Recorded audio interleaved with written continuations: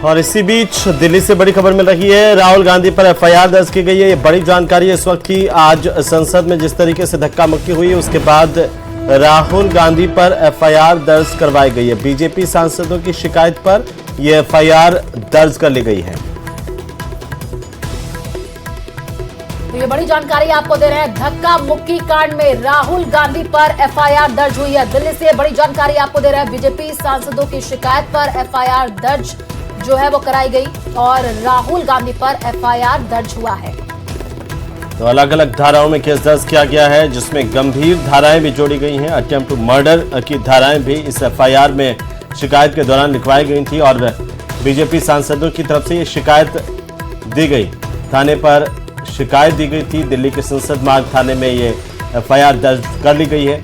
धक्का मुक्की कांड को लेकर के राहुल गांधी पर एफआईआर दर्ज हुई है। नेता प्रतिपक्ष राहुल गांधी के खिलाफ एक शिकायत दी गई थी, जहां अब इस शिकायत पर कार्रवाई हुई है, एक्शन हुआ है, एफआईआर दर्ज की गई है।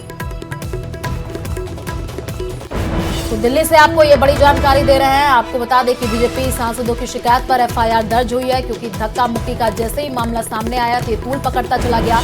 कई नेताओं की इस पर प्रतिक्रियाएं भी सामने आ रही हैं और अब राहुल गांधी पर एफआईआर दर्ज कर लिया गया है।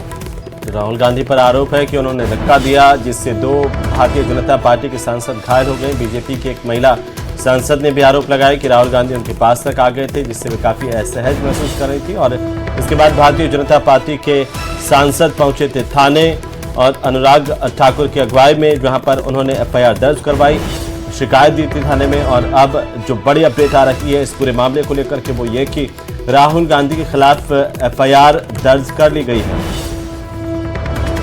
संसद मार्ग थाने में ये शिकायत दी गई थी, जिस पर एफआईआर दर्ज हुई है।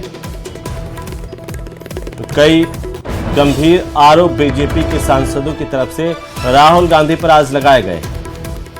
तो ये बड़ी जानकारी आपको दे रहे हैं दिल्ली से। ये बड़ी अपडेट जहां पर धक्का मुक्की मामले से जुड़ी ये जानकारी आपको दे रहे हैं, क्योंकि जैसे ये मामला सामने आया तो कई नेताओं की इस पर प्रतिक्रियाएं भी सामने आई।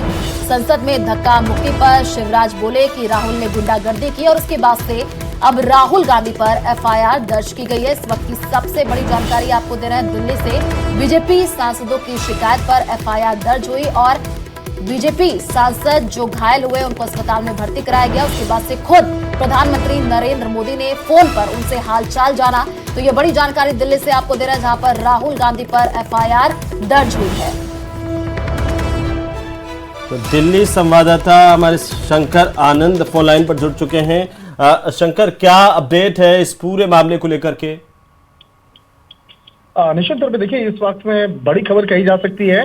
जिस तरह से बीजेपी के नेताओं के द्वारा जो शिकायत दर्ज करवाई गई थी, उसी मामले को ध्यान में रखते हुए इस मामले की तफ्तीश की गई और तफ्तीश करने के बाद जो शुरुआती तफ्तीश के बाद इस मामले में एफआईआर दर्ज कर लिया गया है।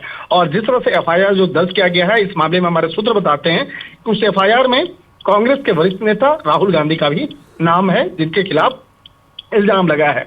जिस तरह से तमाम धाराओं की अगर बात करें तो कई महत्वपूर्ण जो धाराएं जो है उनके बारे में बताना चाहूंगा। धारा 109 यानी कि हत्या का प्रयास, ये भी शिकायत में दर्ज कराया गया था। धारा 115 स्वेच्छा से चोट पहुंचाना। धारा 117 स्वेच्छा से गंभीर चोट पहुंचाना। धारा 125, देखिए ये सब जो धाराएं मैं बता रहा हूँ, ये जो भारतीय न्याय संहिता के तहत जो नए सेक्शंस हैं, जो नए धाराएं हैं, उनके बारे में बता रहा हूँ। इन धाराओं के बारे में भी उस एफआईआर में जिक्र है। धारा 125 दूसरों के जीवन या व्यक्तिगत सुरक्षा को खतरे में डालने का कार्य। धारा 131 आपराधिक बल का प्रयोग।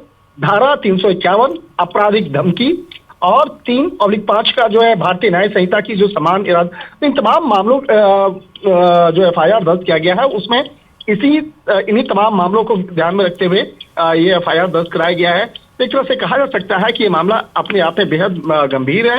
और बिल्कुल शंकर आनंद, अब इस पूरे मामले पर सियासत भी तेज होती हुई नजर आ रही है। आप नजर बना करके रखिए।